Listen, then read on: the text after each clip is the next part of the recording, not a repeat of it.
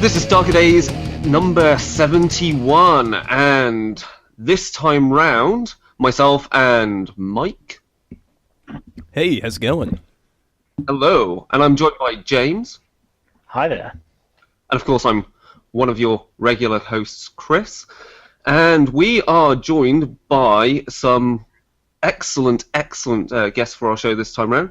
We have got Tuomas Pirinen and Andy Chambers, who are currently both working for, or set up, I think it's more appropriately, Reforged Games, which is a computer games company. But I guess people who are more knowledgeable of certain properties, such as Mordheim and 40k and Necromunda, all by Games Workshop, will recognise their names from that.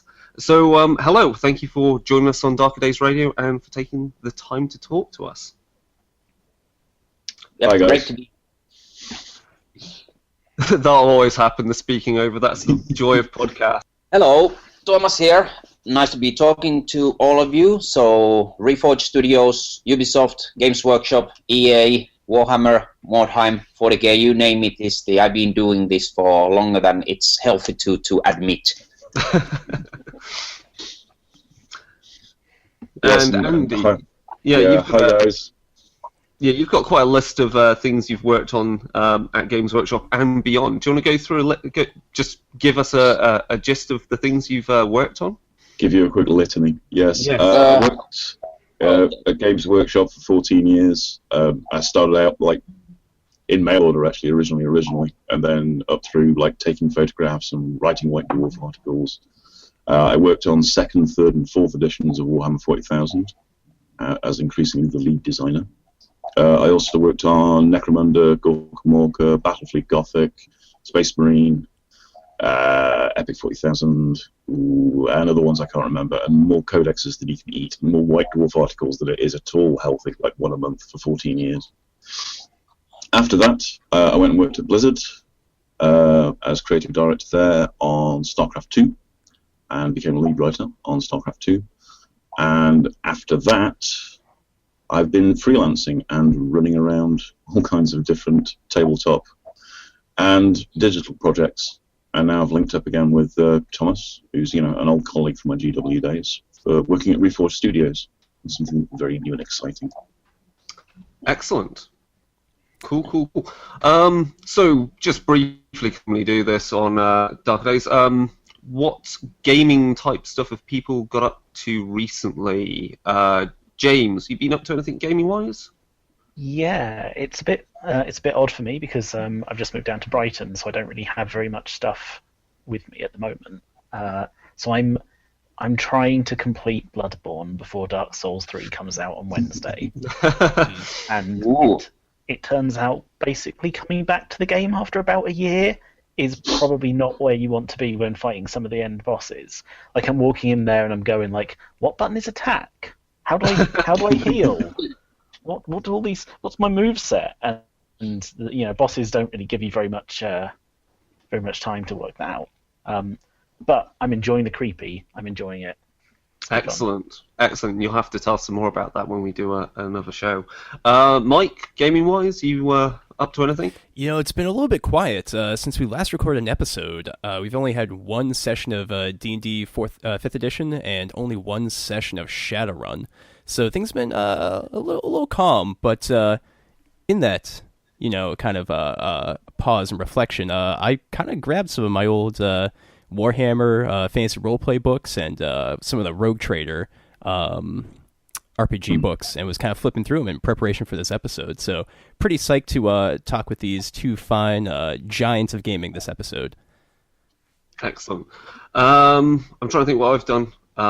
more Journeyman League. I am second in the league. That's good for War Machine Hordes. I'm very happy with myself there. And Geist is looking like it's being set up. And this week I've been at a conference, which has basically meant at one point me and my boss were sat in the pub after doing our science for the day, instead talking about Cthulhu and wargaming and stuff. So that's been fun. Tuomas, you said you were going off to this convention dressed as what today? I think I'm doing a Sith Lord.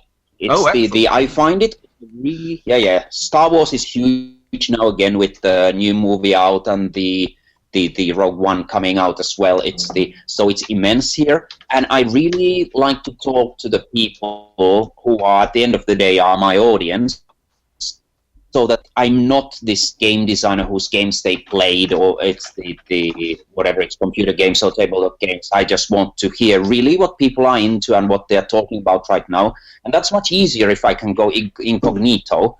So doing a costume, apart from being marvelous fun, is a good way for me to actually keep in touch with the people that at the end of the day I'm making games for. It's I mean, I enjoy it, but the side benefit of it is that people are around you like they would be with anybody else. And I really love having my finger on the pulse of the industry, because it's happened to a lot of the people I know, especially in the digital gaming industry, that they've gotten so far removed from the gaming fans that it actually, you end up doing stuff that your audience is no longer connecting with. So, but most of all, it's fun and relaxing. I'll send you pictures. Indeed, that would be great. As you said, Tuomas, you've got an excellent voice for a Sith Lord as well. Yep. I am the Senate.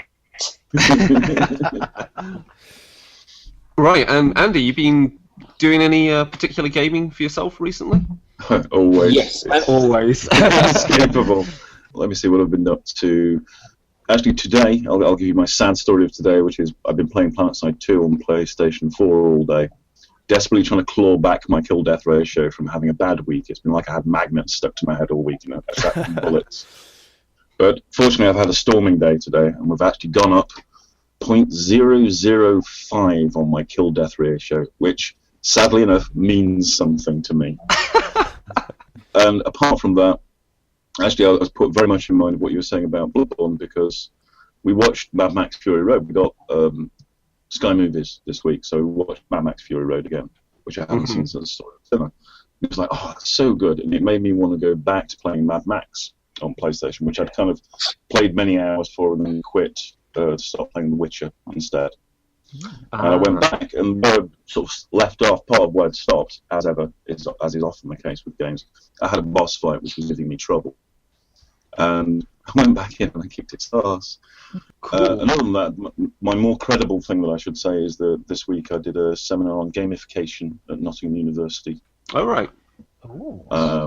Mostly for a kind of academic audience, and just talking about it from an industry perspective, because the reason they're interested in it is the application of gamification when it comes to education. Yes. In fact, you can use it to motivate students and stuff like that, and as well as fitness and all the other kind of what we would consider gaming uses of gamification. I can see that definitely, because obviously one of the things I see, like certain colleagues at work are writing, is these massively online, what are they called? Massive online something. They call them MOOCs or something, but they're like online learning courses. So I imagine that fits in very well, especially when you're doing digital-based learning. Remote learning these days as well, of course, is very good for that too. Gamification in the current sense of the way it's taught, all I could really teach them about was games design over an extended period of time and experience with game systems and how they mutate when players get hold of them. God bless them. Yes. And unexpected consequences and how you manage that, and also how games break down into kind of like, you've got the game itself, and you've got a micro level of kind of your skill at the game, and then this meta level of how you can just have better knowledge overall about the game and make decisions within the game based on your kind of meta knowledge of the game. Right. And the fact that the game actually exists on a couple of other levels as well once players start getting into it. and how to think about it in those terms. Is there the possibility in your gamification that you can excel at it? Yes. Can you prove yourself to be better than, well, what? But it's important to have that competitive urge. All that sort of stuff. So and that was a lot of fun. I really enjoyed doing that. I like talking about things I've been doing for 26 years. Cool. Oddly enough, because I kind of like them. I think that's a good point. We move then from the. Mike, do we want to? We're not going to bother with White Wolf news, are we, Mike? We'll do that next time. I didn't write anything down, so let's skip that. Yeah, we normally do a news section, but really, let's not bother for this one. You can insert it later. Think of it that way. No, there's nothing really that new. Anyway, so we'll move over then to the main actual interview segment of this show, and I think now's a good point. Topics of highbrow storytelling. So the main interview, the main theme of this pod was really about how game mechanics can be used to reinforce telling a story within both computer games, war games, RPGs, or any type of game type of media, because you can. I think this is one of the things we come up against a lot when we're talking about, especially for role-play games, where there's such a variety of how role-play games are created, and some can be very simulationist, some can be very more game-based, so they're not trying to simulate anything, but they're just trying to be a good game, and others instead use mechanics to kind of nudge and reinforce the role-play and storytelling going on in there.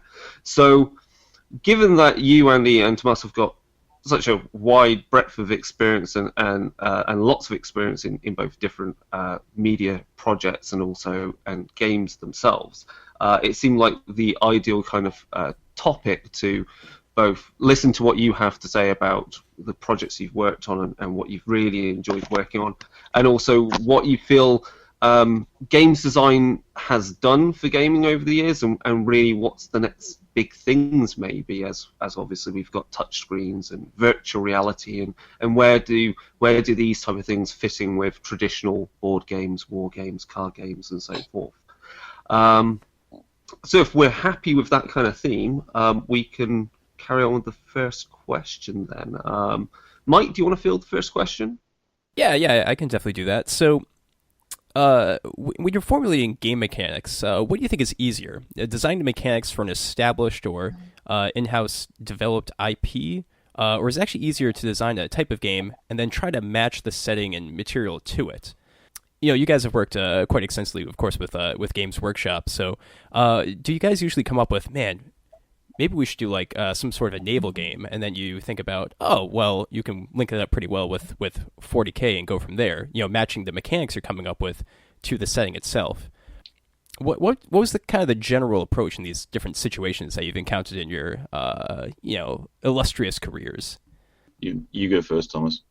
Okay, now that's an interesting question. I think that varies from designer to designer. It's for example, with Mordheim, it's got its start as we were just laughing at the studio of all the crazy people. It was in the year 1999, and we were laughing at the crazy people who were saying that the world is gonna end in 2000, and me and Rick and Andy were rolling on the floor and laughing at them, and we thought, you know what?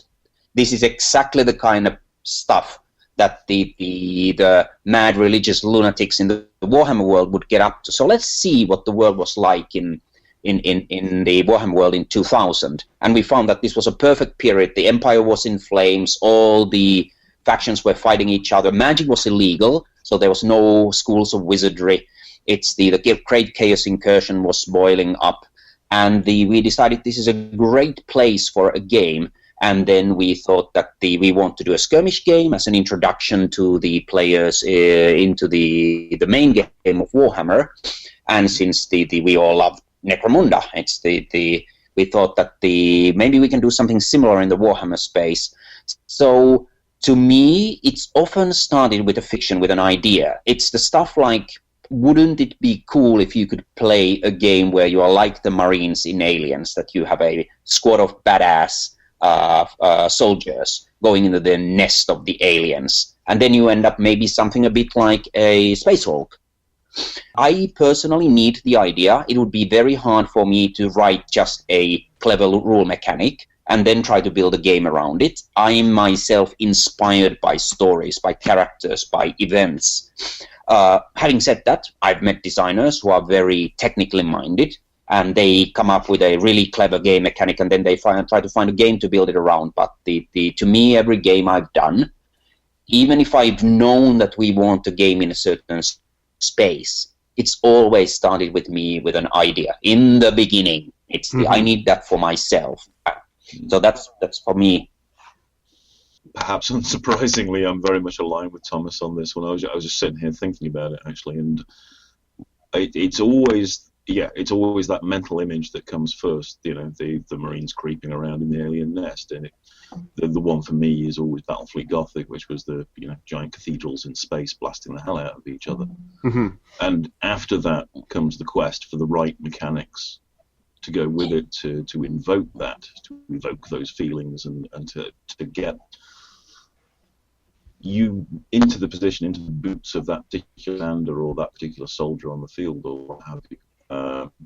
So you said, mechanics can support the idea behind a game, but I'd go further than that and say they have to support the game that they're purporting to show you. And funky mechanics in their own right. You see more of this in the digital realm, I think, because it's more wide open. But when it comes to tabletop, there's only so much you can do, really, with miniatures on a tabletop. But within that, there are all kinds of, different instruments in the orchestra you can use for game mechanics, which will make it more like a skirmish, more like a fleet battle, more like a tank battle, more like a Titan battle. And at each step, you make a lot of tiny decisions which actually come together to form the mechanics for that game. And give it a strong feeling. I think that's really key. I think it's interesting but when you say about the different choices you make in those mechanics to give that kind of the right type of feeling for that game, because I watched your interview on Beast of War about the design of Drop Fleet Commander, which is coming out from Port War Games. Of course, it's a spaceship game, but it's not Battlefleet Gothic in so many ways. They're not the same, because the rules that you're using, trying to portray what the technology is like, what these spacecrafts are like, and what the battle environment is meant to be. Battlefleet Gothic takes place in the vast voids of space and in asteroid fields and so forth, whereas Drop Fleet Commander is all about that last push to land all your troops on a certain planet and take over, and they really demand very different mechanics to get across those different styles of story and gameplay. Yeah, it was interesting to be able to come around again and do another spaceship game, as it were. Consider myself very fortunate to have that opportunity. But of course, having done one in the time ever since then, and had various thoughts going around in my head, mechanics, actually, if you will, for how to deal with different things. One of the things that always bothered me was, like, why do we have range bands in space? Yeah. Why can this laser shoot 30 centimeters on the tabletop and that one can shoot 40? And I sort of started drilling down mentally into that and thinking about different ways of handling it. So when I came around to actually doing Drop Fleet Commander, I wanted to try some mechanics out which would be different about how you handled ranges in space and things like that. And as you say, the fact that the Hawk guys, they wanted it rooted very closely into Drop Zone Commander, their 10mm game that they have. So it had this sort of like natural narrative of making the big drop down onto the planet itself, getting your drop ships down there to drop off your tanks and your guys to conquer cities and things like that, which is a very compelling narrative. So that gave it actually another natural mechanic. It needed to have something about being in orbit and the fact that you could crash in flames into the atmosphere, because what's the point of a spaceship game if you can't crash in flames into the atmosphere? Yeah. It's also interesting for me because one of the things which I've been doing on the side is and it's still looking to be playtesting's finishing off, is the new edition of Noble Armada for FASA. So the first edition of that years ago was very much, they try to do hex-based vector motion, so your ship can face a completely different direction to the way it's moving. You look at that and you read through, and it's an old RP, well, old book, and I looked at it and went, that just makes my eyes bleed. And and then you look at the second edition. I'm of the solid opinion that it makes a terrible game as well. Actually, it's hard to understand what the hell's going on. It's hard to track. It's hard to track it, and as much as you want that kind of feeling of what is it, the Star Furies in Babylon 5 that can literally just turn on a point. I really started thinking hard about so you start delving into spaceship battle, and I was like, a ship really can't just spin on a point like that, because the actual physics, it assumes a lot. It actually assumes a lot, and so you actually realise that ships turning quite gradually, kind of by doing, they can only turn at a certain rate, was still actually a viable and quite realistic. And then also, the second edition of Noble Armada, in my mind, was a bit too close to Battlefleet Gothic. So we've done a lot of work to be, we're not that.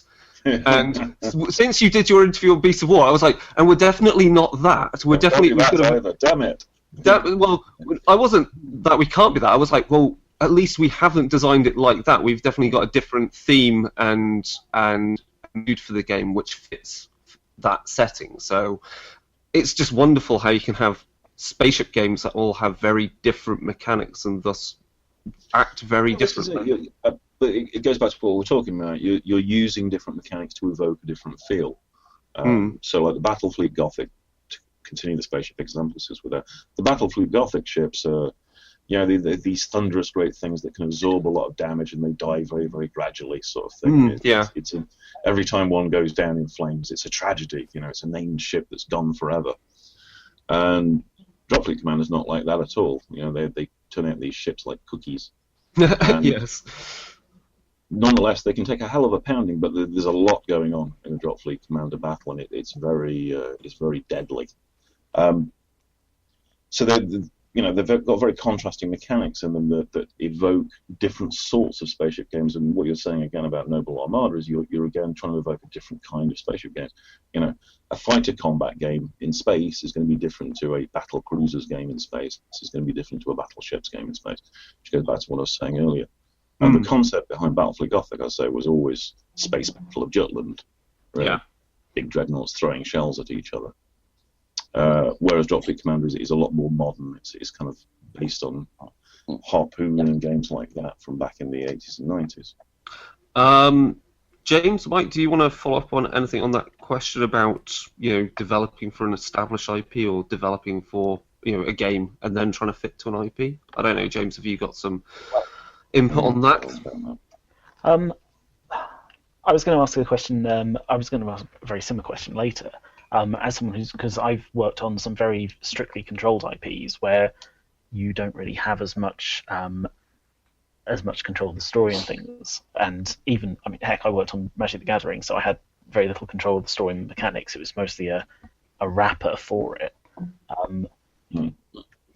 And yeah, I was wondering, where do you start genre, theme, mechanics? Because creating that, it's got to be. I've got quite an interesting anecdote on this. It's it's the Battlefleet Gothic, which now is the granddaddy in many ways of the Space Fleet games. It almost didn't happen. What happened? It was canned 2 times, Andy. I remember you stomping around angrily at the studio. It's 2 times, yeah. And the Andy work. He built models by hand and scavenged PCs and ran playtest games to get the people at the studio excited about it.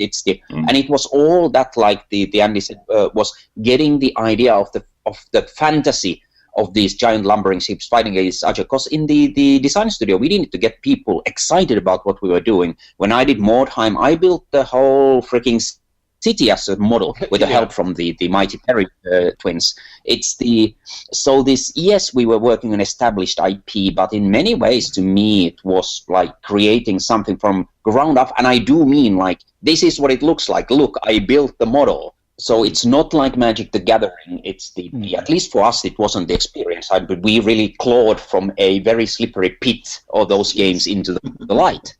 It's the That's really Yeah, and one of the ironies, sorry to keep dinging on about BFG, but it makes a good example. It was originally a game being worked on by a different designer when I first joined Games Workshop, and that got canned. And then I did a game which was game mechanics which were based around cards, and then I canned that because that didn't feel right either. And then, as I say, actually got the game going, and then it was going to get published, and then didn't get published a couple of times with Workshop. But I kept hammering away at it because it was something that I felt that the Warhammer 40,000 universe needed a good spaceship game to top it all off. Because we had a skirmish game, and we had a battle game, and we had a giant battles game with loads of tanks and titans and things like that. But there wasn't the thing on the top of it. So I felt very passionate about it, and yeah, a lot of it often does come down to your passion drawing other people along. I always remember Necromunda and Blood Bowl as well, because we had a very a good gaming environment at the studio in those days. And Jervis, God bless him, ran leagues for both of those. And we just had a fantastic take-up from that. The leagues were always incredibly busy. You could always get games at lunchtime or in the evening. And it had got to the point where rivalries and people sending each other threatening letters and things like that. You had the same thing with Mordheim, didn't you, Tuomas? Yep. Really I mean, it was. I ran a campaign. I did the Town Crier newsletter. There really is often I get this the message from the people. They said, "Oh, at the Games Workshop, there probably was this big board meeting," and then the director said, "Designer 42257, you will now design a Space Fleet game for Warhammer 40K universe. Execute." And it isn't like that at all. It hasn't been anywhere where I've been. I mean, if I don't have the passion for the fantasy, the fiction, the story of the game, it won't ever get off from ground. Yeah. Nice. And just for our listeners, because we're typically a World of Darkness podcast, where we always branch out into certain things, and we're big fans of a bunch of the Games Workshop properties. Actually, White Wolf used to have a Blood Bowl league at lunchtime, so it's pretty funny that they were into that game so much as well. Which is definitely cool. It's one of the truisms, actually. I've worked around a number of studios in the States and stuff like that now as well, and most of them have got, they play 40K or they play Blood Bowl or something like that, or they play Necromunda, or War Machine these days as well, or what's the other one? Infinity. That's quite popular. Infinity. Surprised basically how many tabletop miniatures players you find in digital studios who keep it up because it's not digital. It's something different and tactile, so it has value in its own right. Absolutely. And something I've mentioned to a couple of designers I've talked to at the PAX conventions is that tabletop games are significantly more accessible, even for designers, because the mechanics are just codified right in front of you. It's very easy to be able to discuss things and learn from them, as opposed to trying to get that kind of gnosis and secret knowledge of what was actually coded into a digital property, a digital game. Yes, So, it must be said, and Thomas can back me up on this, that doing tabletop games, I mean, in many regards, it's laughably simple in comparison to producing a digital game. There are so few different elements, but at the same time, it's got to be really, really perfect, because you are sort of working with this very limited palette on a small area, so it's got to be a beautiful little example of whatever it is. Digital games are harder in many ways because you have everything. You can have anything at all, potentially. It all just takes time and man hours, and it might not be the best decision. So in terms of actually producing a digital game, there's far deeper pits to fall into, I tend to feel, than there is with tabletop games.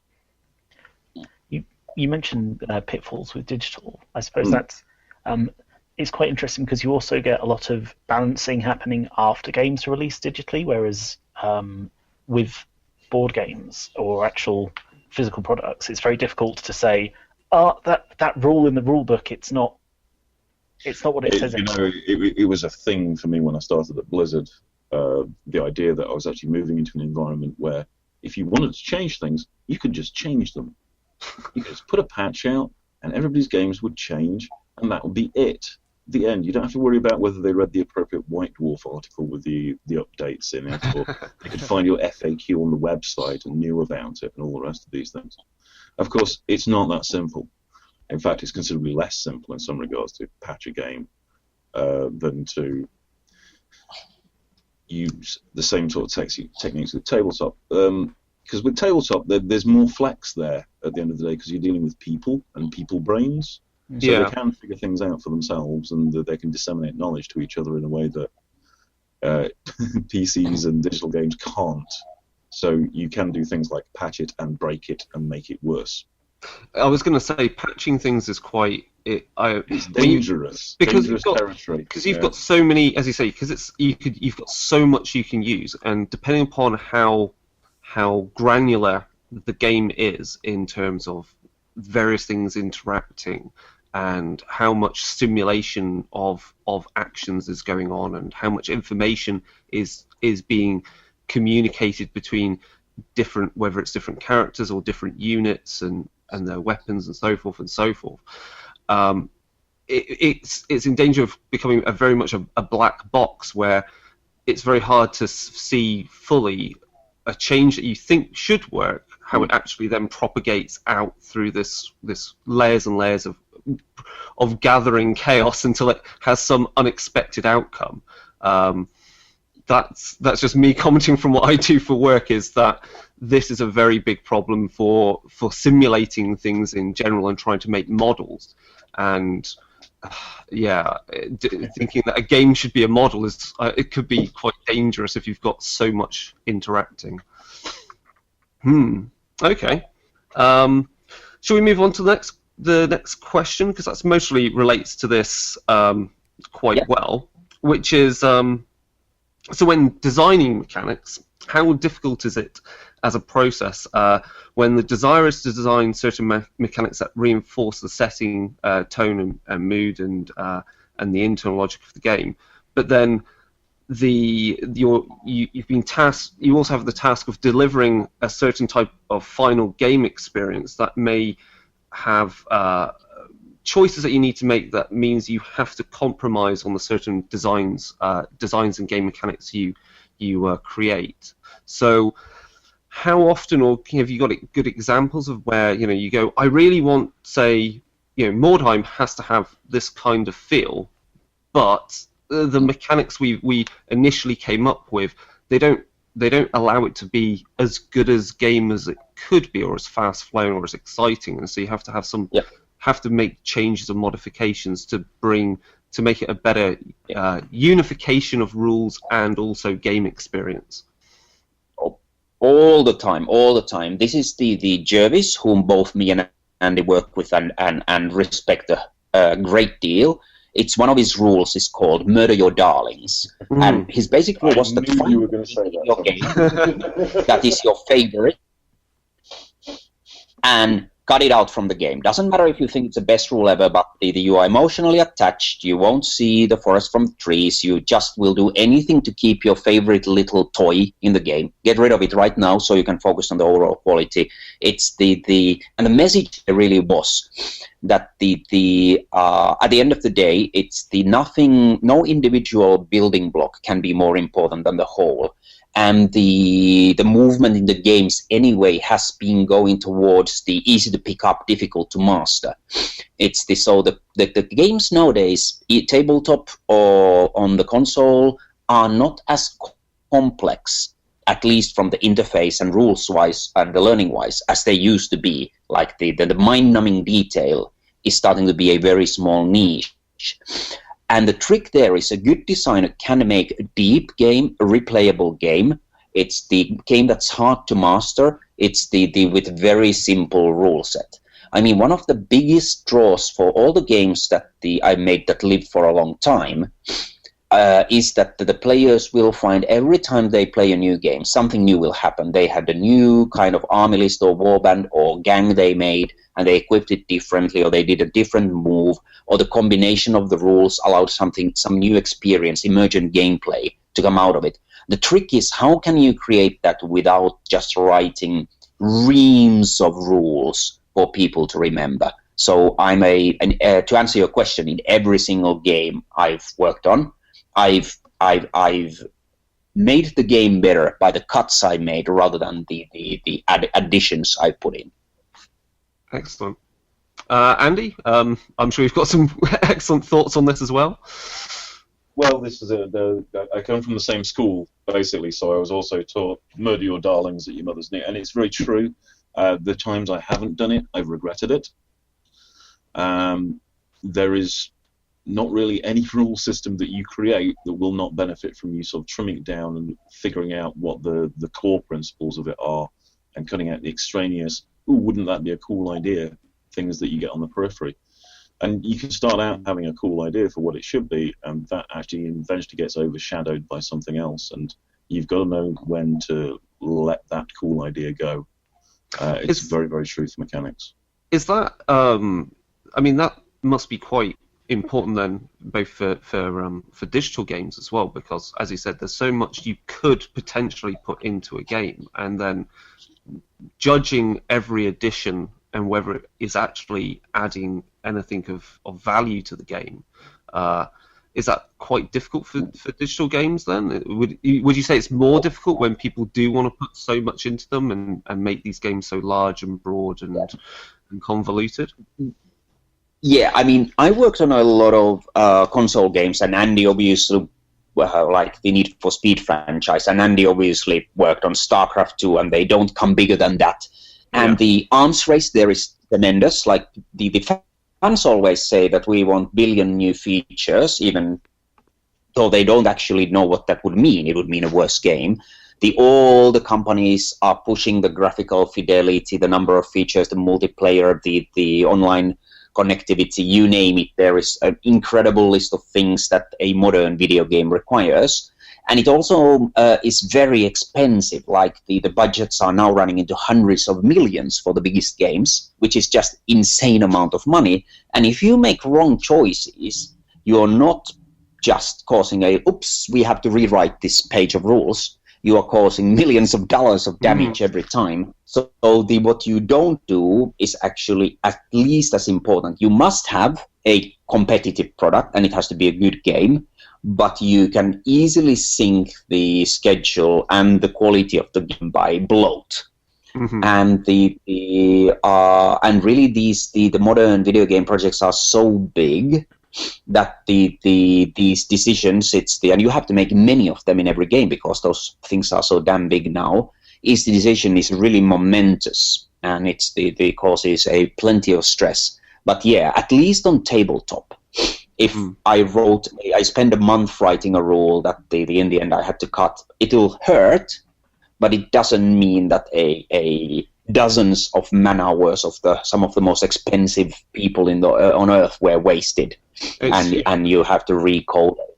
So it's just a page that may get half it or more deleted, and it doesn't change the miniatures. But for example, the miniatures fortunately are kind of safe from changes like that. I was going to follow that up with something, another thought actually. How do you think then, as we now have touchscreens and all these wonderful smart devices, is there a danger for that kind of bloat to creep into tabletop games? Because we've got wonderful, smart-enabled games. One which I really like is called Leaders, a combined game, so it's Risk, but the tablet gives you added value because it gives you the type of mechanics and interplay that you normally see in, say, in Civ games. So, it allows you to manage in a very fair manner, tech trees and espionage and spying and alliances, and then you can backstab someone, of course. And then, of course, I think XCOM has a smart-enabled board game. So, do you think these are that there's a danger, a pitfall that you could go, oh wow, we've got smart tech, we can make these games really, really put all these systems in, but then again, you're missing the point because it makes the game impenetrable to the user. I'm not myself very worried about that for a couple of reasons. It's you tend to play board games. It's when you actually want to spend time with your friends and not have your digital device out, and you want to talk to them. Part of the experience, like playing something like Catan, is the trading, which is very psychological, and you cheerfully insult everybody else.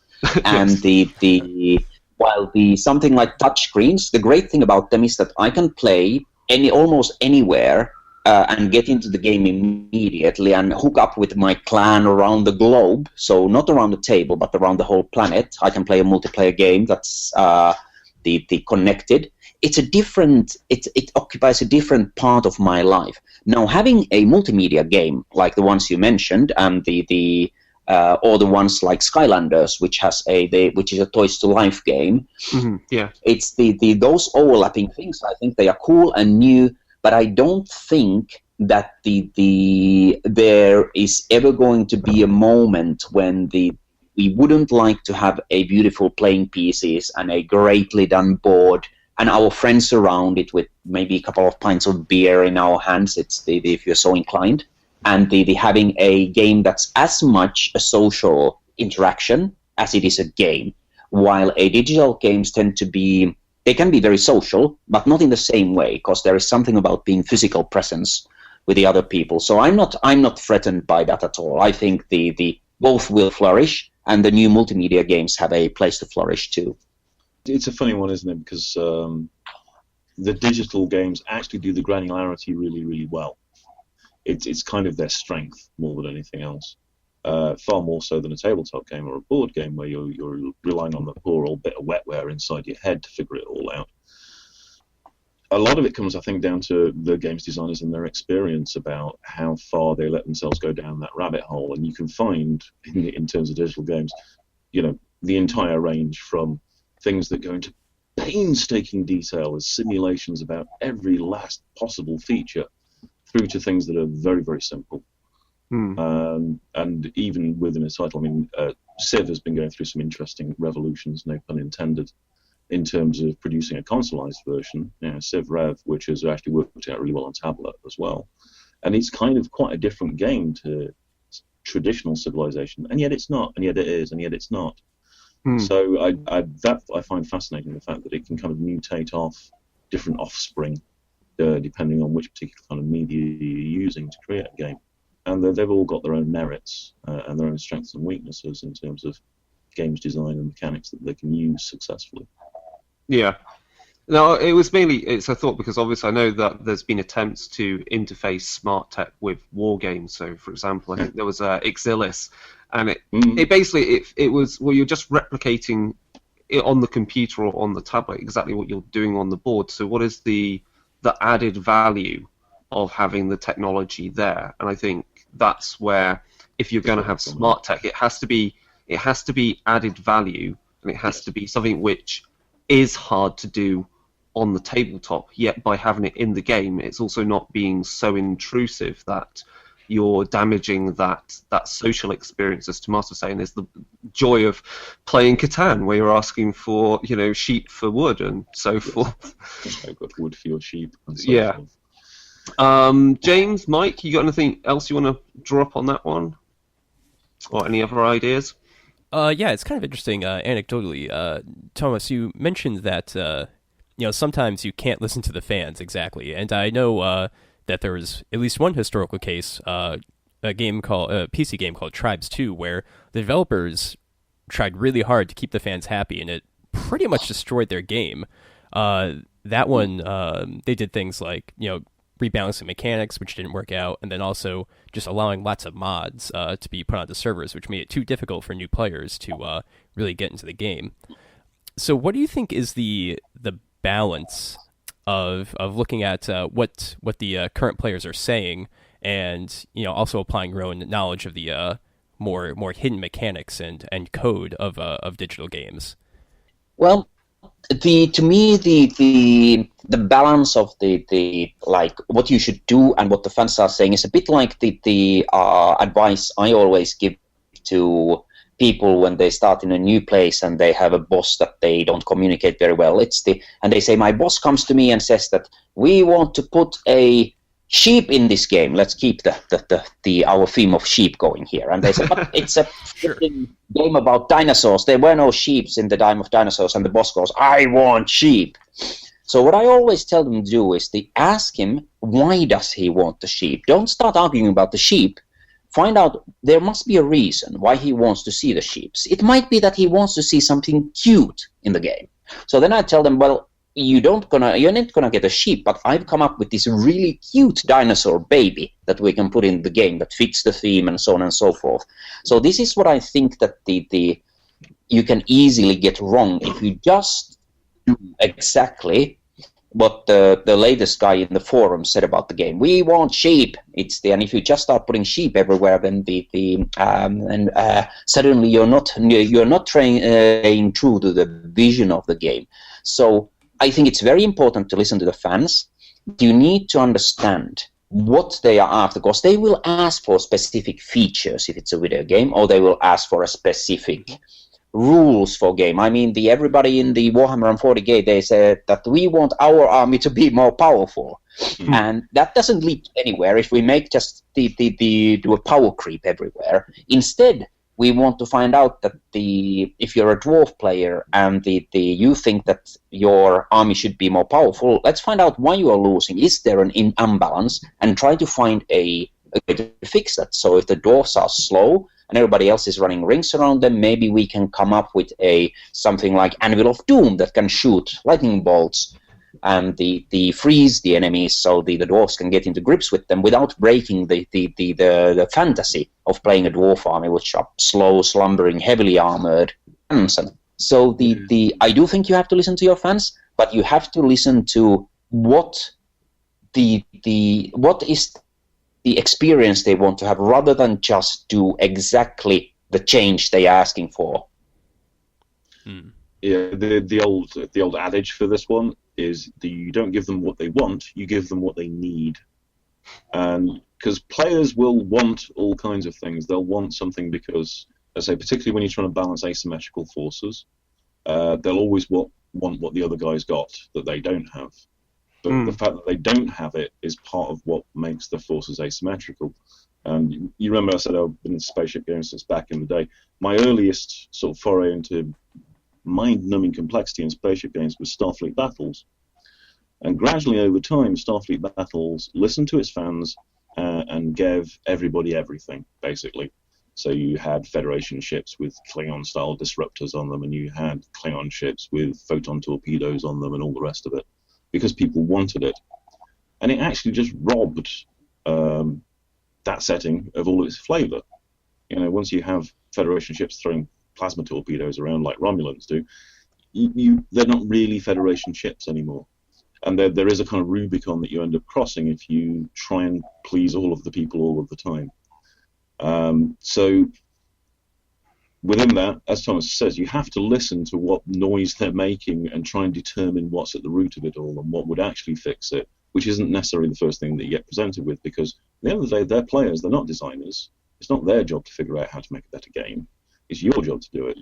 They'll give you the best suggestion they can come up with, and that'll be based on their personal experiences and their, how much of how much granularity they like in their games, how much complexity they like, how much of a skill-based game it is, and that's going to vary a lot from person to person. So you've got to try and take an aggregate of all of that, figure out what's at the root of it, and do the fixes where necessary, if you find you need fixes. James, Mike, any other follow-ups on that?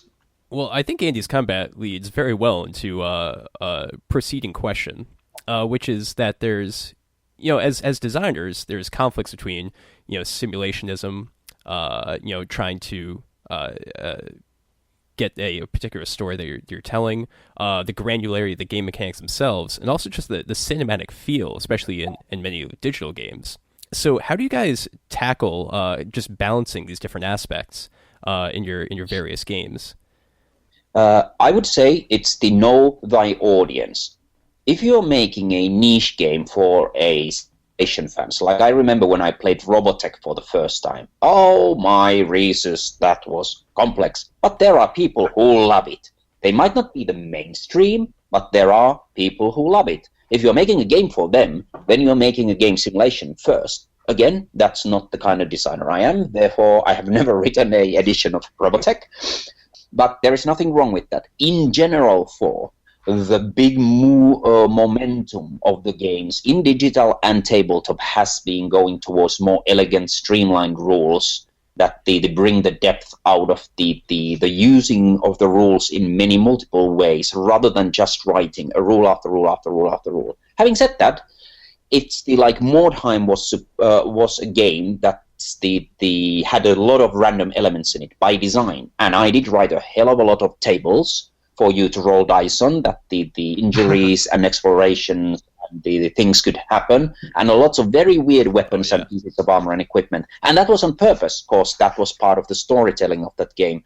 So to me, it is the first determine who you are making a game for. Quite often, it is that you are making it for yourself, but there is still, sometimes I enjoy more of a action game. Quite often, I enjoy more of a story-driven game. It works on other media as well. I mean, I imagine Star Wars if the spaceship battles were realistic. I mean, they most certainly are not. But would it be the biggest franchise in the world? I doubt it. Yeah, just so I can only back that one up, that it really is a case of trying to figure out who the people are that this game that you want to make would appeal to, is probably the best way of putting it, and roughly how many of them are there, and how hardcore they are about it as well. Hardcore fans are fantastic. They're the absolute people who will proselytize about your game, get other people to play it, and really, really sink themselves into it in a way that a casual player never will. On the other hand, the hardcore gamers can't be your entire customer base as a rule, because that's a shrinkingly small number of people in comparison to the number of people that you need to make a game for. What you have to hope is that you somehow manage to bridge that gap between the sort of like the casual gamer and the hardcore gamer, so that they can pass along from casual to hardcore and keep growing your number of players over time. Because basically, if you make a hardcore game, the hardcore players will love it. There are a limited number of them. Over time, they will drift away from you and be drawn to other games. So you're dooming yourself from the outset if you decide from the outset this is going to be a hardcore game. Because no matter how much people declare that they want a hardcore game and it's the only thing they'll ever play, they won't stick with you forever. That'll never happen. You need people to be able to come in from being casual players, have a good new player experience, get into it and go, oh yeah.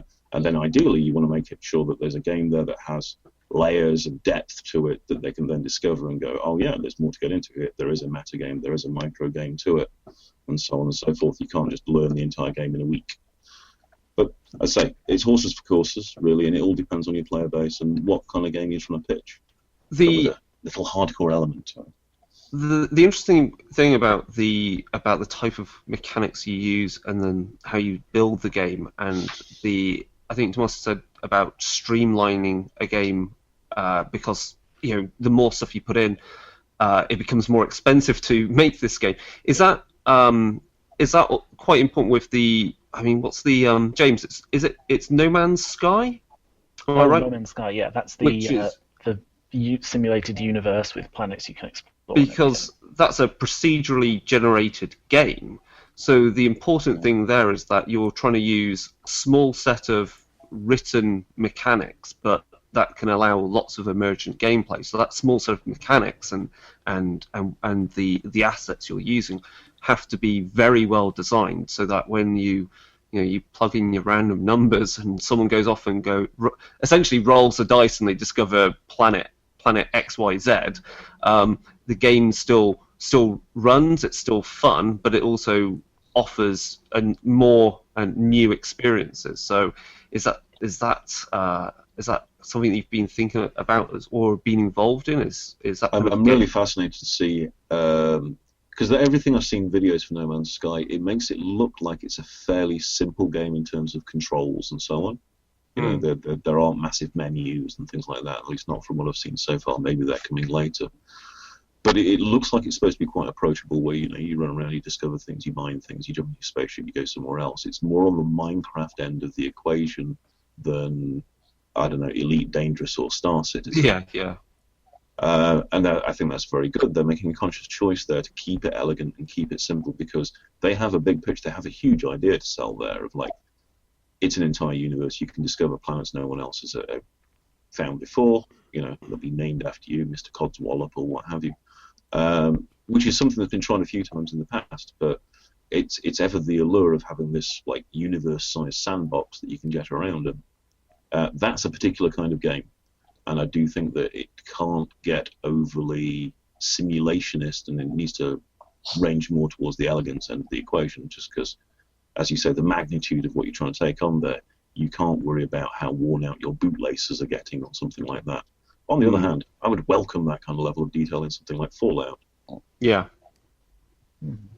Yeah, I really wish them well. It is an immensely difficult task because us humans are pattern-seeking animals. We are incredibly good at seeing through procedural stuff in games. Like a lot of games with a randomly generated dungeons or boards, I get bored very quickly, but because once I figured out the procedure behind it, creating it, it's all the sense of wonder and discovery and suspension of disbelief goes away. One of the reasons why Mordheim does have so many tables is that it needs to create new compelling situations all the time. So the stuff happens like in Mordheim, you fall in battle, you roll an injury chart, you get captured and thrown into a fighting pit, and you have to fight a pit fighter, and if you defeat the pit fighter you get extra experience, and then you get to roll on what kind of advance you get. So every time there was enough variety that the people could play virtually endless amount of games, get completely new results every time they do something, and they could never see through all the tables I had. But of course that's a lot of work in a digital game. You see games like Uncharted, every single centimeter is beautifully rendered with an immense amount of work. I mean, I worked at Remedy. I know all about the creating every millimeter by hand. And that is enjoyable, but it's very expensive. You get a very short game and not very repeatable game. While the other end is the games that are very few that have actually succeeded. NetHack is good at this. Elite, back in the day, with its random generated content, was good at this. And the Minecraft, of course, where the Notch very wisely gave all the work to the players to build all the variety, just gave them building blocks. But other than that, the successes in this space have been very few and far between. We are so good at seeing randomly generated or procedurally generated content that and we reject it instinctively. We just don't. We gravitate towards handcrafted experiences, and it's a tough thing. And I have my both thumbs up for the No Man's Sky people. I really hope they hit the home run with that. It's funny that you brought up how we're like, that humans obviously were designed for pattern recognition, and yet one of the things that gives away a game that's procedurally made is if we see too many patterns. We know that isn't real because it's just there's too much there. It'll be interesting where I think certain so part of my research involves machine learning. I think that it'll be interesting when some of that, how you make use of recursive learning models, so it kind of learns that it is being too procedural and it's made too many patterns. It learns how to inject new options into the worlds it makes. There'll be a lot of fun things with that. And the other thing with Mordheim, I mean, so myself and James, I have to thank because he put in the pledge for Kingdom Death. So, and I piggybacked his pledge and got a box of him. And as you say, like Mordheim has tons of random tables and all the combinations and things. And the same with Necromunda. There's so many tables that there's an emergent story that happens as you are rolling those dice, and we get that in Kingdom Death as well. There is so much emergent story, but under it all, underpinning it, the rules to the game are actually rather simple. There isn't too much to learn. It's just you need to learn not to roll, triple sixes because that's someone dead. Anything else you want to talk about then, James, Mike? You want to follow up on that question? It's very enlightening listening to everyone speaking, and I've kind of lost track of where our original question was at this point. Any comments are welcome, or we can move on to the next question, or we can... I think we're running out of the main questions that would frame this interview, so we can also just move into some general discussion of where wargaming and board games have moved to, because there's a lot of good stuff coming out and that people are working on. Mike, you got any further questions? Well, I mean, we can kind of guide this in that direction. So it was actually kind of interesting, Tuomas, that you brought up the exploration tables that were in Mordheim. I'm a huge fan of that game, and I was starting to design actually a procedurally generated hex crawl for D&D 5th edition. That's actually the mechanics I started with, taking a look at those multi-D6 tables. I eventually kind of went away from that, did my own thing, but it's a really cool game, and I really appreciate that. So I'm a little curious about your kind of... we already talked about where Mordheim came from originally, just the basic idea when you and Rick Priestley were hanging out talking about the Y2K. But what were some of the inspirations of it, and what aspects do you think for this game would transition well to the computer game world? I know there already is a Mordheim PC game that's just coming out. I think it's still in beta. But what kind of ideas do you think specifically from that game would translate well, and what mechanics or ideas have you actually grabbed and used in some of your other parts of your career in video games? Yeah. If you look at the a game like NetHack that I mentioned, they got the handcrafted versus procedurally generated right. The 90% of that game is a procedurally generated dungeon and enemies and item drops, and then they have a very deep layer of the things like, what if it drops an egg? Yeah, well, you can hatch it, then it rolls on another chart of the what kind of thing comes out of it. Hopefully not a cockatrice, but it could become your pet. If you eat it, it might be dragon's egg, and then you learn to breathe fire. There was a lot of this emergent thing built in it, but that alone wouldn't have been enough. They had those handcrafted rooms like the giant bee's nest or the dragon's lair or the trade village that were actually done by hand by designers. So once you get there, that was like a crescendo in it. And this was very much true for Mordheim. It was the NetHack was a big influencer in that I left a lot to the gods of dice.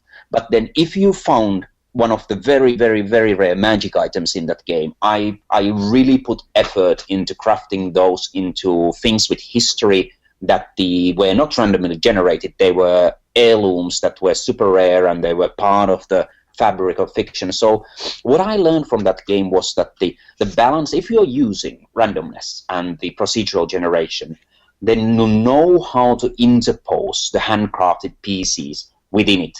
It's for example, I helped just recently one of my friends who was making an endless runner game. And he asked that, how can I make it different? I said, have the most of the game, the usual stuff that you use your reflexes to tune left, right, jump up, go down, but then create these handcrafted experiences in the middle that are the high points where there are high rewards. So I think what's called, some people call gaming cadence, or some people keep pacing. It's is to learn how to vary the randomly generated content. Like in a Japanese RPG, you get random encounters all the time, and then you have those big boss fights. That's the most classic design solution for cadence and pacing. But I think it's underused. It's almost completely used nowadays for combat, that you have handcrafted encounters, and then you have lots of random encounters with random drops. And nothing wrong with that. That's a great classic design. But I think it could be leveraged more. So what I'm trying to do, it's in the games more and more, is to look outside of just combat, that how can I interpose handcrafted sections within a sort of the cookie cutter content.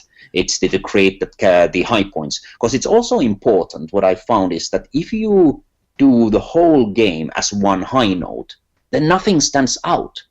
It's all just on the wire. I loved Bayonetta 2, for example, but it was almost exhausting to play because every single chapter was just one big boss fight. And Platinum are a tremendous developer, but I was exhausted playing after each episode. I loved the game. I loved Bayonetta 1, but I think in Bayonetta 2 they went, if if I can criticize such a brilliant developer, they went a bit overboard with having no quiet sections and no normal combats. It was always a larger-than-life boss fight.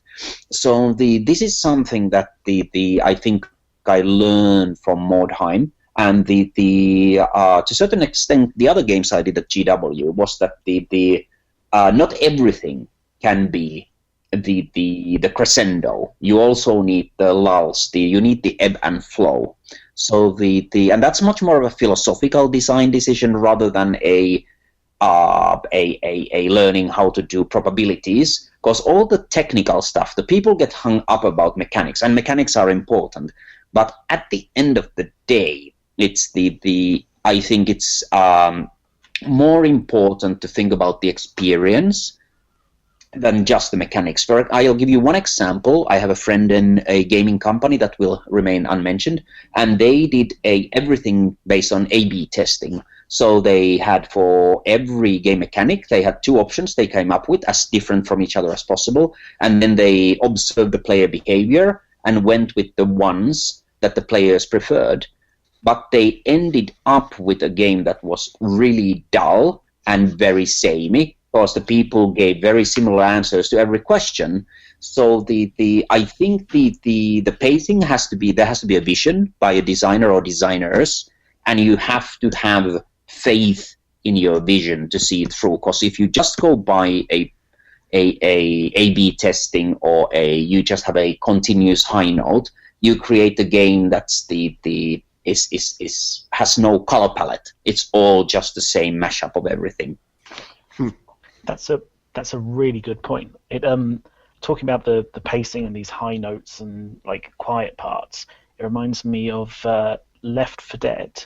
They had a director in it which managed AI encounters, and it would sometimes give you these wonderful quiet bits where there wasn't really anything around. And then if you'd been sneaking about, it would go, okay, now's probably a good time to go 1,000,000 zombies and just like throw them all. Like, you'd get really tense and you'd get really worked up. And well, the key of that, you see, is that those quiet moments in that context are helping to build the tension of the game. You know, if it's endless blathering, shooting zombie heads for like 20 minutes, there is no cadence to the game. It's just a single one-note experience, and far less interesting than, if there's some frenetic combat, and then it breaks down a little bit and it's a bit quieter and you're sneaking about, but still wondering when the next horde of zombies is going to turn up. That's I think a really great example of using good pacing to help enhance the experience. Because Tuomas is absolutely right. One-note games get dull very quickly. You know, they can be exhausting. You need to have sort of like natural feeling breaks that come along. I think it's one of the reasons that going back to the whole thing about procedurally generated things, why I'm enjoying PlanetSide so much, to ding on about that again, is because it's unpredictable. People are unpredictable. It's full of people. So it hasn't got that same, even though some of the fights kind of do fall into, as you fight over the same bases and stuff like that, you will tend to find people in similar spots. It's never quite the same. But also, I think one of the appeals of PlanetSide is it does have a kind of natural rhythm to it, where there are quiet moments when, you fought off the last attack and you're thinking about whether to go and attack their base next or not. It's not all frenetic all the time. And I think a well-managed experience done in a narrative sense makes the most powerful game of all. The Last of Us was probably the finest example I've seen of that in recent years, where they managed to put together a game which intercut some really, quite violent action with a lot of sneaking around and a lot of storytelling as well. Successful storytelling in that it gave you an emotional investment in the characters. And that sort of combination was really powerful. I was surprised how powerful it was. With regards to pacing, I think, and how you say, you can't make the entire experience a high point, because, as you say, it exhausts you and then nothing really stands out.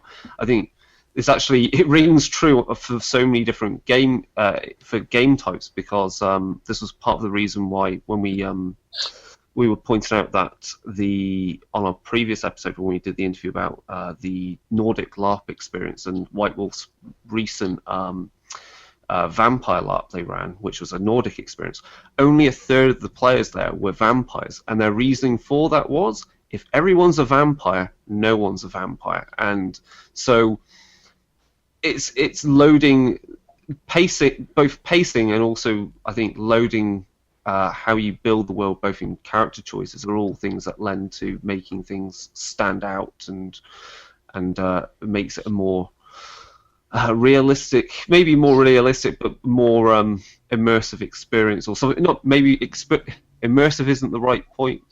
Yeah, I think just highlights. You've got things which are highlights rather than just being bashed over the head. You're all vampires, or there's zombies everywhere. Kill them all the time. Mike, any follow up on that? Oh, Tuomas, you've got a point there, maybe. Yeah. You can actually build it in game mechanics. You look at the for example, in Warhammer, it's the or 40k, where the armies, when they start out, there is a reason why close combat is so important, because you don't start with the two generals dueling in the beginning of the battle.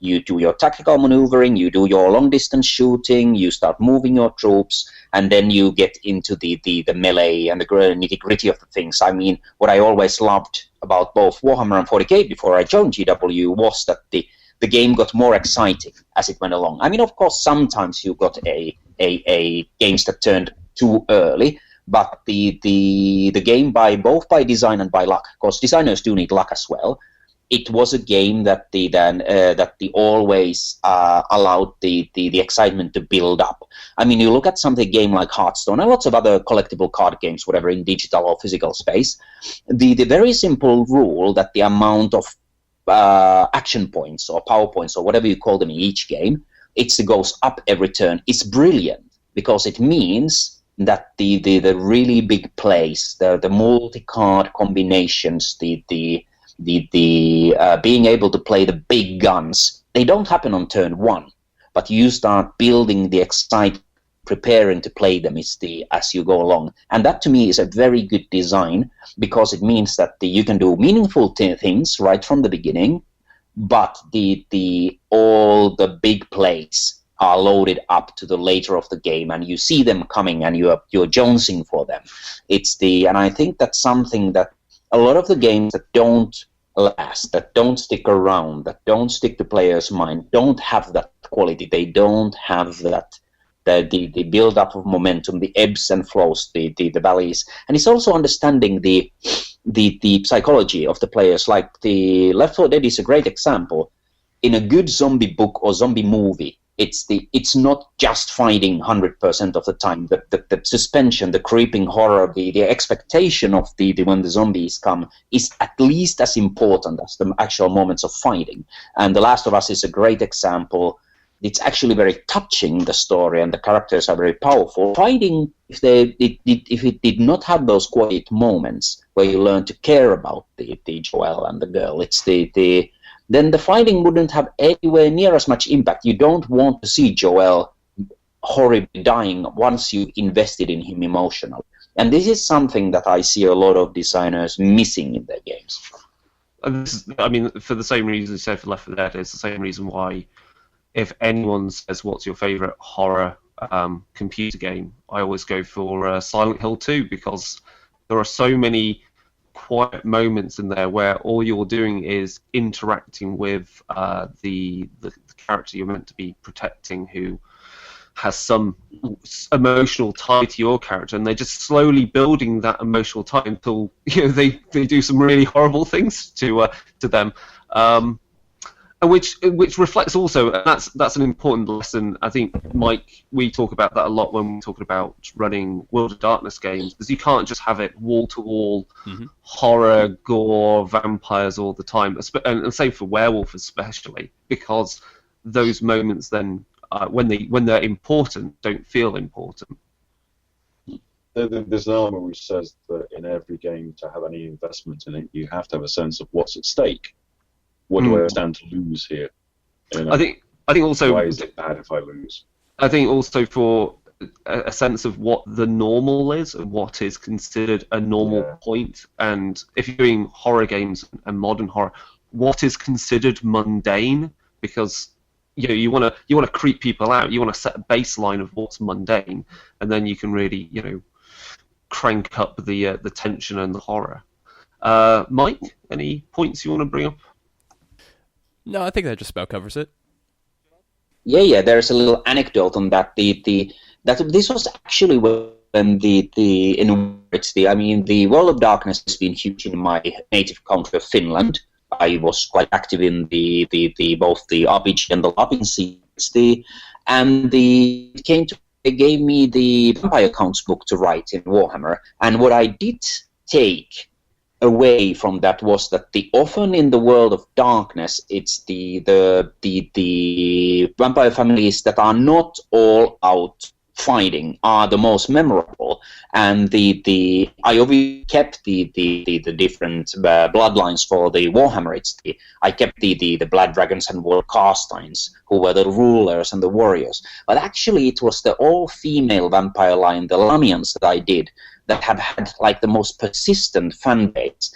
And they are not a warrior vampires. Their whole thing is that the Queen Neferata stays in the shadows, and gets the powerful women of the human realms to be infected by vampirism and tries to take them all from the shadows, which was sort of a little bit of my tribute to the World of Darkness. And I think that's in design. It's especially if it's a game about fighting like Warhammer. You would think that the only thing people will care about is the big burly vampire dude like Vlad Dracul hitting people on the head with a sword. But actually, what stood the test of the time, perhaps the best of the things I created there, were the subtle female vampires in the shadows, because they are something that the people. I mean, the all out fighting everybody's doing anyway. But it was something that people get their brains working. Hey, what if the Empress of the Empire was actually a female vampire? That's more interesting in the long term. I mean, Warhammer always had, and 40k has a massive amount of background. And do you need background for battle game? I contend you do. It would be a claim that no, it's all about armies fighting or people shooting. So you just need kick-ass miniatures. The rules. But actually, I and a lot of fans I work with over the years, they spend more time poring over the army books and codexes and the histories, hearing about how many pinions does the wings of Sanguinius have, rather than just about which also is a big subject. I think it's very important, because in 40k, for example, you care about Space Marines. It's your favorite chapter, even for. It actually, of course, once you play them, all the figures come back and you can play with them again. But your brain creates your attachment. You don't want your favorite chapter commander to die in battle, even though it's not permanent. Yeah, it comes back again. You need to be emotionally invested in what you're fighting for, I think, to really enjoy a game fully. And having a good background is what actually expedites that and allows people to lavish some sense of self into collecting their own army or playing a character in that world. So I think it's really, really key to be able to be rooting for your team, whether it be female vampires or anything else. Well, it reminds me of this really. There's a really nice little bit in Kingdom Death. Even I've not had a chance to play very much, but one of the first things you have to do with your little survivors is you have to give them a name, and as soon as you give them a name, they get 1 point of survival that they can use to try and desperately not die to something horrible in the darkness. And there's just something about it. So even if you're someone who's just playing this game mechanically, and to you they're completely indistinguishable as just like meat bodies to stick weapons on, you've had to give them a name, and you might actually start to feel something about Meat Shield. Meat Shield is going to get hit in the head from that lion, and he's going to die. Well, yeah, Necromunda. God, I love the too much of a summer and more was spent playing a huge Necromunda campaign, and Outlanders was just awesome when that came out. And again, I see all that level of just world building that you can do. And I was thinking like how both Mordheim and Necromunda were also lent themselves quite well to the fact that you could change the exploration charts or change just very subtle things, and suddenly you could go, well, we're not on Necromunda, we're on actually a different world where slightly different houses are in charge, weapons have slightly different rarity, or there is a greater presence of gene stealers and a gene stealer cult. And you could do the same with Mordheim. You could with different. If you made like the weird stone less important or not present, you would change the dynamic of that setting so that rather than say you're adventuring through Mordheim, you could have you could have some crazy pseudo Venetian city in Talia, and it's quite easy to just with subtle changes change the tone and the feel of those games. Part of the popularity of those, I think part of the popularity of those games, the lasting popularity they've had, is that they do kind of lift the hood a little bit on games design of like, here you go, here's a load of designs, a load of mechanics and so forth. It's pretty easy and it's encouraged to actually start developing some stuff of your own. It's a real toolbox kind of an approach to making a game. Yeah, and you look at the Mordheim spawned a alternate settings, the Empire's countryside, the ruins, jungles of Amazonia. This is all fan-made stuff, and I just couldn't be happier. And I don't think like the Mordheim's been going strong 15 years. It's arguably now more popular than it's ever been. Partly, of course, because of the computer game. It's the renewed reach and interest. Necromunda, if you confrontation, God knows how long it's been going, 25 years, and you have a better view on this. I don't think that it could do that continuous official support if it didn't engage the creativity of the fan base. Yes, indeed. And Gorka Morka as well, still bobbing along despite being out of print for whatever it is, 18 years or something like that.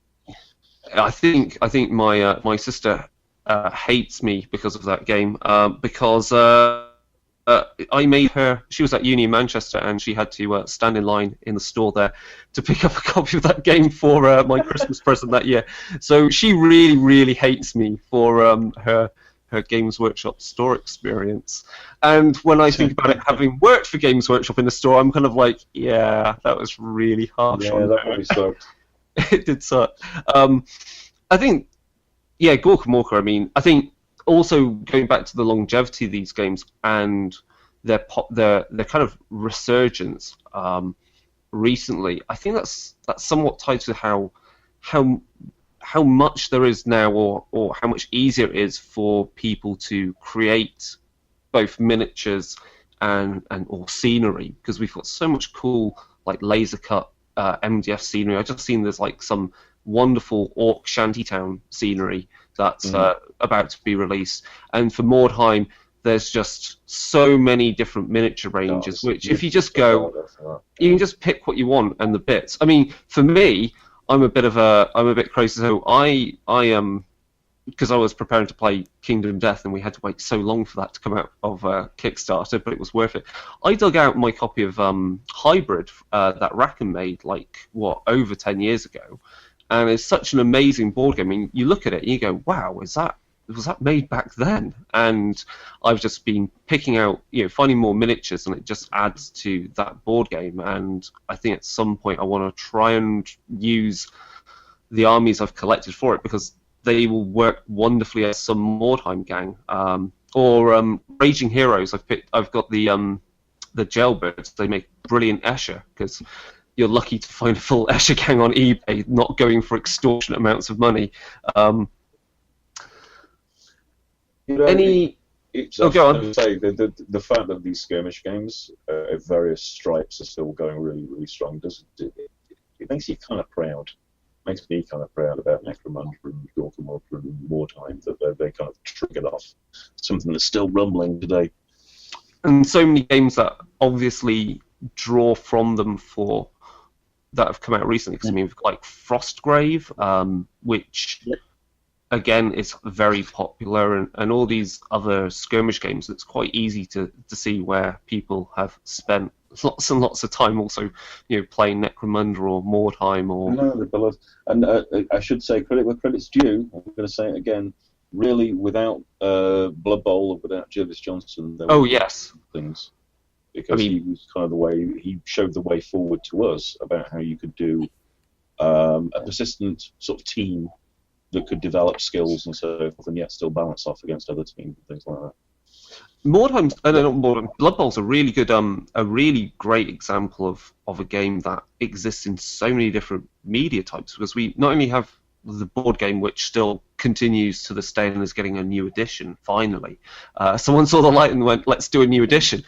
It exists as quite a popular computer game that I think Cyanide has developed. Yeah, Cyanide. Yeah. I wish they would do more stuff with Rackham stuff, though, because I know they've got the rights to Rackham stuff, and I'm like, come on, I need my miniatures back again. And then also Blood Bowl exists as a team manager card game. Yeah, Fantasy Flight, the card game. Yep. Team manager card game, which I've never played, I'm told is very good. Have you ever thought possibly where both... let's go with Necromunda and say Mordheim, whether you've ever thought they could exist in slightly different game formats? Other than computer games. Yeah. Mordheim, it's the Necromunda, Kokamoka, I would see them working as collectible card games, obviously.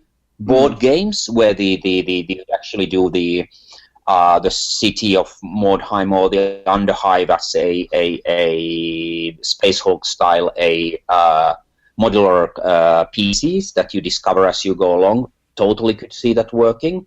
I could see a lot of RPG campaigns in the Mordheim, and I would be damn surprised if there isn't for Necromunda too. I think they would be wonderful RPG settings. It's the and I think there is an MMO space. There is missing a team-based MMO where you wouldn't, instead of playing just a one guy, you'd actually have the whole gang or warband with you.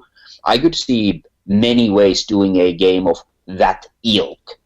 It's I wanted to go back to your earlier point, by the way, you said that the resurgence. I think it's a synergy of a lot of things that's caused this.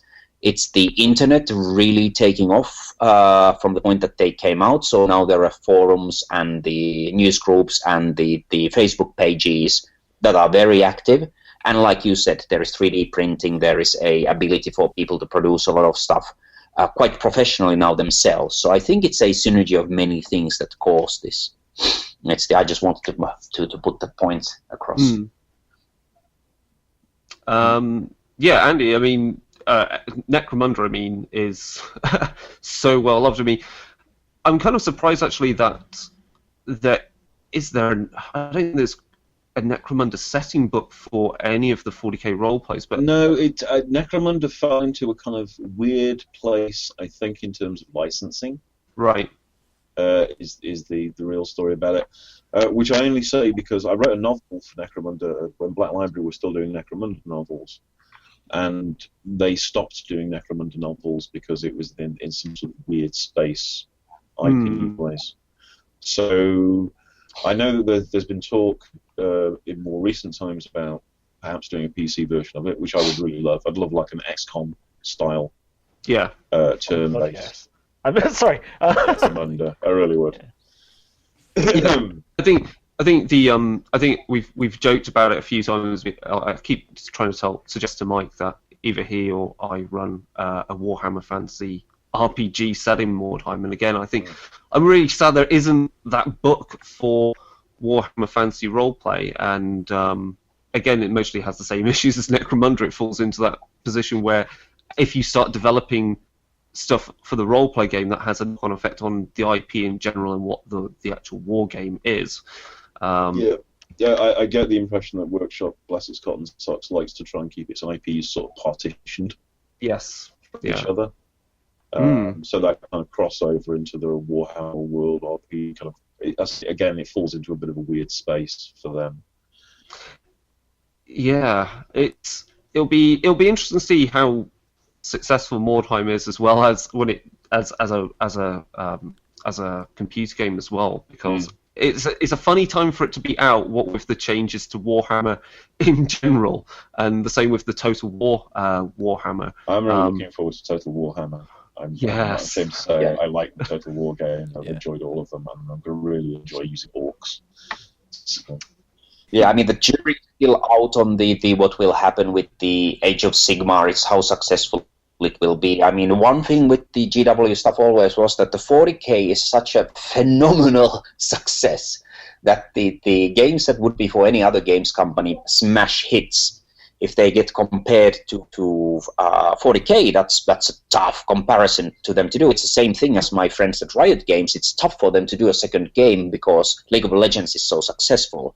It's the same thing within the MMO space. It's the how do you follow up on World of Warcraft. It's the success comes with curses too. But that's why I'm encouraged with the GW's case that they are spinning off the specialist games. It's the more they are their own thing and don't require the main company's support. If they can exist on their own, the better. But yes, it's tough to make one of the specialist games when your number one game is so successful. Okay, I think we're getting close towards the end, so we'll just finish up with a few things, and then you can tell us about all your more recent projects that people should definitely take a look at. So, out of let's go with what's the most your gem of a game mechanic where you've put it into either a computer game or a war game or whichever type of game and gone, that just worked awesomely, and that just shows the type of game that I wanted it to be. So Andy or Tuomas, you can just jump in with your favourite one there. You first, Tuomas. Okay, my favorite mechanic of all the time. That's a tough one. I think that I'll carry on with the tabletop space. It's I think the amount of depth I got into the Mordheim's exploration chart, where you just throw a bunch of dice and you can influence them in many ways, like how many heroes survived, what kind of heroes you have, what kind of equipment you have, and you got to re-roll or modify one of the dice. And then the what you find is based on the multiples you find, which creates this risk reward. If you have rerolls and you have 3 1s and 2 6s, that do you try to get an extra 6 or not? It's all this choice comes out of the woodwork. I really like that. I like when I can make one thing, one dice roll, one card play into something really meaningful and something that engages your imagination again and again. So that's probably, of all the game mechanics I've done, it's my favorite, that I really managed to cut. Originally, exploration chart needed you to throw the dice 3 or 4 times, I think, and I managed to get it down to 1, and I think it was deeper that way. So I'm really proud of that one. Cool. Andy? I think for me, it would probably be blast markers, suppression markers in Epic 40,000. Oh, right, yeah, I love them. Yeah. Wow. And you know what? They've cropped up in loads of other games since, so I know we got something right. And that, for me, it's an example of a darling, actually, that we didn't murder, because it actually performed a useful enough function within the game that it became key to it. And because what I was trying to tackle with that idea was that, usually on the tabletop space, a troop it's in one of 2 states. It's alive or it's dead. Yeah. Either that or you're tracking damage points on it, and that turns into its own set of problems necessarily. So that idea that you could have a kind of intermediate state of being degraded temporarily due to enemy fire, and because, if you read a lot about history and so forth, suppressive fire is a real thing. People do duck when bullets are flying. And it was actually managing to get all of those elements into what was actually a very simple mechanic that actually enhanced the look of the game. So you put little explosions around, units that were fighting, and that was cool. All those things coming together, I think, is if I was to pick out one little mechanic that is my favourite when I put into a game, it was that one. No, that's a really good choice. I mean, I'm trying to get my copy of everything for Epic 40K dug out from my mother's.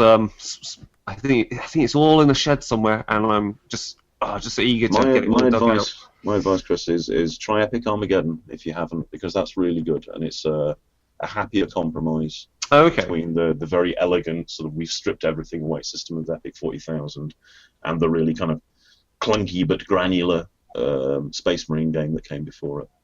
Okay. I think it hits a happy, and we're going to say Jervis's name again. Jervis Johnson put the two of them together in Epic Armageddon, and having played it myself, I think he actually hit it right on the nail right on the head for that one. Did a very good job. Okay. Yeah, I was going to say with I was going to say something about Epic. No, it's gone. It'll come back. Oh well, we'll forget that thought. I had something really interesting to say, and it totally disappeared in thinking about all those little Space Marines and my Tyranids. No, I know what it was. The other thing I really liked from Epic 40K was the Fog of War mission, because it really allowed the game to be nice and asymmetric, which adds... I think sometimes players of war games get too caught up in having a net list, the perfect list that's going to kill everything, and then just all they want to play is they set up on one side of the table, you set up on the other, and you can already see they know they're going to win. Whereas if you start putting actual asymmetry both in the missions and the variety of missions that come up, then it really changes and diversifies the play experience both of a single game or a campaign of games. So, as I say, in the Journeyman League for War Machine Hordes been playing, initially we started off with the typical starter battle boxes. And, my Scorn guys, we're getting just smashed by a particular army. But the moment we upped the point scale and we added in all these other missions, the dynamic of the game completely changes. And I think Fog of War and Epic was an example of that, but with also that mystery element, which I know they've tried to put into 40K. I don't know how successful it's been in that one. I think in Epic it seemed right, because you could imagine, there's your main Space Marine force, and then this, your Assault Marines being drop-podded in to take a particular objective, but you never wanted to feel like, should I put them in now, or should I do it later, because it could be too late at that point, or it could be too early. It was it made it a very good command and control type of war game. I think it kind of goes back to something Tuomas was saying earlier on about you ideally you want games to come to a crescendo. Yes. I mean, in that tabletop gaming space of having a war game, you want it to build up. So, in the ideal circumstance, it all comes down to some dice rolls on the last turn. The last dice roll of the last turn is what decides it. Maybe not ideal circumstances, but that's the kind of that's the sell that you're trying to go for. That's the idea that's there at the heart of it when you start a game. And as you say, when you line up against the depressingly familiar sort of like force that will crush you, that's one of the worst experiences there is in tabletop gaming. So as designers, we always try and design you away from that if we can, because it is a pitfall that you can end up getting into where you just line up and play gets you to that point of like, well, everybody just picks up things that are good when you line up and play them, don't they? And that gets very boring very quickly. Great. Mike and James, any last comments there? And then we'll move on to the final bit of where we can get contacted and plugging all the current projects that are going on. No, I think I'm good. You're good, Mike. I'm all good. I'm good to go.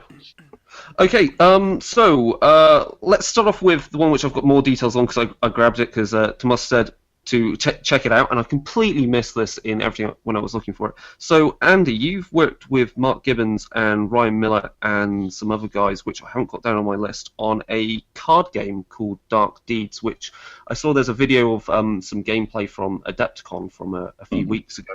So, do you want to just explain to our listeners what Dark Deeds is? Because it seems like just the type of thing that players of Vampire the Eternal Struggle would quite enjoy. Well, again, Dark Deeds is a game built around a premise, and the premise is that you are all the minions of this unnamed dark patron who has commanded you to set forth into your typical giant fantasy, slightly crumbling metropolis to go and do nefarious deeds for him. So it takes the form of two decks of cards. There's a street deck and a tavern deck, and the street deck basically represents the citizens of the city. And they kind of proceed along down the street, and that includes, clerics and artisans and merchants and things like this, and guards as well. But in amongst them are mixed in the nemesis cards, and these are the actual people that your patron wants you to eliminate. So it's tax collectors and sheriffs and princes and things like this. And you can get stuff from the tavern which will help you out. You can find rumours of loot that you can steal off citizens, things like weapons and so forth, and bribes and things that will help you to take down the nemesis. And you can also start rumours, because basically whenever you get up to anything nefarious, you start to accumulate suspicion points, and you can shift suspicion onto other players and get the guards chasing after them instead of you and so forth. And it all rolls along in this kind of a pace, and it's a fun little game. It's like 100 cards in a box with some very nice components. We went for quite a high-end game, so it seems to have gone down well so far. It's only coming out in May. I think it's actually on general release, so it's on pre-order now. Okay. I will try and make it down to the UK Games Expo in a few months, and hopefully... Yes, we should have some copies of that. I'm hoping to go there myself. And of course, I should make a special mention of Mark Gibbons, who's absolutely pulled it out of the fire for us. I'm doing artwork for it and done a fantastic job with it. So it's filled with character. We've had a lot of fun, me and Mark, just talking about the background for the city and what the characters might look like and things like that. So it's a fun little game. And I hope you also get to. Go on, Tuomas. Yeah, I have to plug the like those who don't know Mark Gibbons. It's his work at the Blizzard, Riot, and of course at GW. It's if for nothing else, you should get it as a collectible, because his art is always out of this world. It always has been, always will be. So check it out. You should. Excellent. And of course, Andy, you worked on Dropfleet Commander. That went through Kickstarter months ago now. So I don't know when what's the expected release date on that? We're in alpha testing for that at the moment. I went down to the Admiral's Day in Croydon last month. The month before last, end of February that was. So we're in alpha testing. So we're nearly there. I think we're looking at May, June. Time for actually shipping that. Obviously, it's the people who backed the Kickstarter first. People were very kind, very generous at backing that Kickstarter. It did extremely well. It made £619,000 on an ask of 40,000. That's pretty damn good. The UK Kickstarters are always smaller than US ones. Yeah. It was astounding, absolutely astounding. Excellent. And Tuomas, things that you're currently working on or that you want to plug? So the digital game me and Andy are working on is a little bit further away. It's but it's the one thing that I get asked all the time is that, hey, will you come back to the tabletop space again? So there is a little bit something that me and Andy have bubbling over right now. So I can't talk about the exact details yet, but I say two things. First, it's keep your mittens ready on the Kickstarter page. And second, it's there is my designer page on the Facebook, the Brutal Deluxe Design.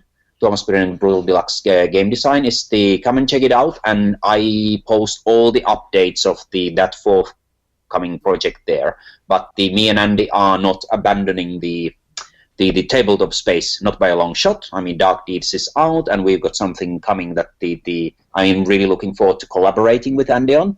And of course, in the long term, there is our big digital release as well. So but in short term, it's come and check me out on Facebook, and I am armbarring Andy all the time to finally get him out in the social media so his fans could talk to him and see what he's up to.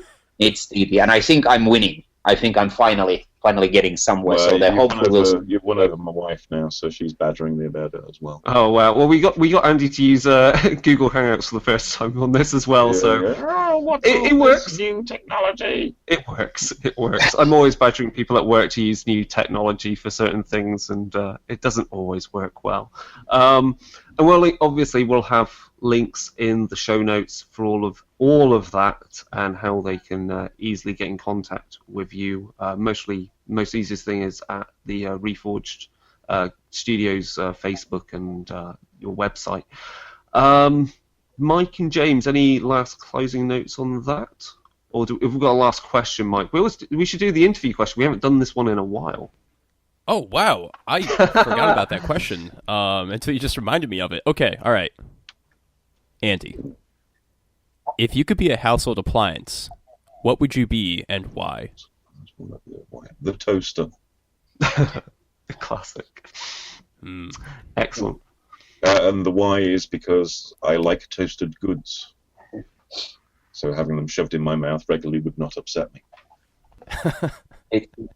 Excellent. Well, now now he got me thinking about food. So I would have to go with a frying pan, just in the hope somebody would get a really good steak on me, because they by far my favorite food. But it's Andy's fault. Toast made me think about food. I come up with a bit more clever. Now I'm hungry. I'm gonna go to Morton's Steakhouse. Thanks, Andy. Hey, at least you're in a place where you can go to Morton's Steakhouse. Brilliant. Okay, well, I think that wraps up everything for Darker Days. Mike, yeah, James, yeah, you good? Yeah, so...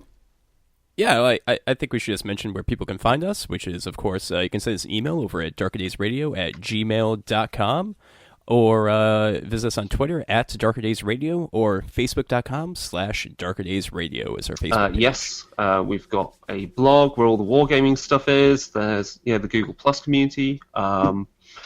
Also, if you haven't listened to it yet, there's Network Zero, our first episode, which is Chronicles of Darkness special podcast. So that is everything for those game lines, and we talk about how to use particular movies as inspiration for your horror games. That also means we talk about bad movies as well. James, you've got a gaming blog? A kind of lapsed gaming blog at the moment. Yeah, you're busy right now with having moved and stuff, but yeah, we'll make sure the show notes. And finally, we should just thank Andy and Tuomas again for taking their time to talk to us about game design and in all its forms, and talking about our favourites of Necromunda and Mordheim and Battlefleet Gothic and more. It has been an absolute pleasure, so thank you. Yeah, thank you very much, guys. Yep, Thank very you. enlightening. Much appreciated. Yeah, thanks for the opportunity to talk, guys. Always a pleasure. Enjoyed it. Great. And that's everything, so goodbye. Goodbye. It was great fun.